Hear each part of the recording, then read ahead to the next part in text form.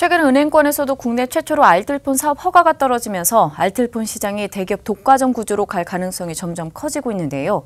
가입자 이동과 수익성 악화 등 타격을 우려하는 알뜰폰 사업자와 달리 과기정통부는 금융위 쪽으로 책임을 넘기는 모습입니다. 산업부 이유진 기자와 짚어보겠습니다. 네, 기자, 은행권이 알뜰폰 사업을 시작하게 되면 기존 사업자들은 어떤 영향이 있겠습니까? 네, KB국민은행이 은행권 최초로 가상 이동통신 사업자, 즉 알뜰폰 사업 허가를 받게 되면서 기존 알뜰폰 사업자들의 발등에는 불이 떨어졌습니다. KB국민은행이 가입자 유치에서 기존 이동통신 3사 가입자를 가져갈 것이냐, 알뜰폰 가입자를 가져갈 것이냐의 싸움이 시작된 건데요. 결론적으로 알뜰폰 사업자들이 큰 타격을 입을 것으로 보입니다. 기존 알뜰폰을 이용한 소비자들이 알뜰폰에 대한 이해도가 더 높고 이통 3사 요금제를 쓰던 소비자들은 보조금 대비 알뜰폰 혜택이 많지 않으면 쉽게 이동을 하지 않는 특성을 가지기 때문입니다. 수치적으로도 알뜰폰에서 이통 3사로 이동하는 비율이 더 크다는 사실이 증명됐습니다. 2018년 알뜰폰에서 이통 3사로 전환한 가입자는 69만 2,352명으로 알뜰폰으로 번호 이동한 가입자 56만 4,501명보다 12만 7,851명 많았습니다. 네, 알뜰폰 시장이 새롭게 좀 재편된 가능성이 많은 것 같은데 과기정통부는 어떤 입장입니까? 이번 KB국민은행의 알뜰폰 사업 허가는 금융혁신지원특별법인 규제샌드박스 시행에 따라 이뤄진 것인데요. 하지만 정작 알뜰폰 사업자 등 관련 산업보호를 위해 액션을 취해야 할 과기부는 어쩐지 조용한 모습입니다. 이에 대해 과기부는 금융위에서 의결된 사안이라는 설명만 되풀이했는데요. 심의회에 관련 전문가들이랑 관련 부처 담당자들이랑 다 모여서 충분히 회의를 하고 나서 결정을 하는 걸로 알고 있고요.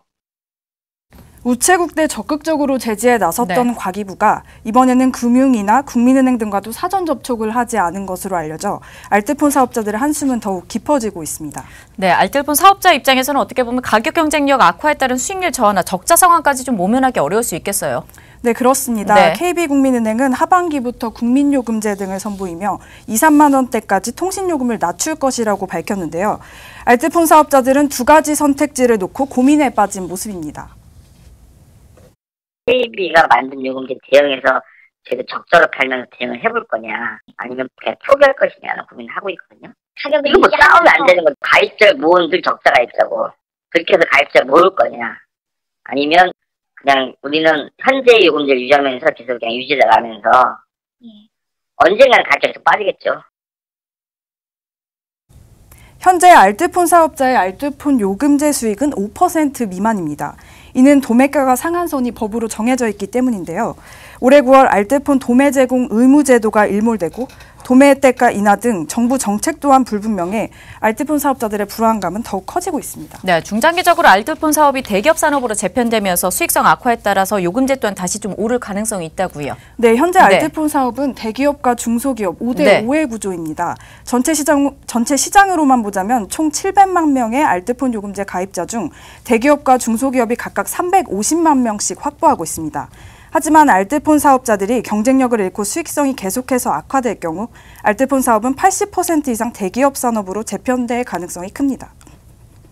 업계에서는 가입자를 확보한 일부 대기업에서 다시 요금제 가격을 올릴 가능성 또한 제기하고 있습니다. 일정 기간은 마켓으로 유치하기 위해서 가져갔다가 그 뒤에는 바꾸겠죠, 방향성을.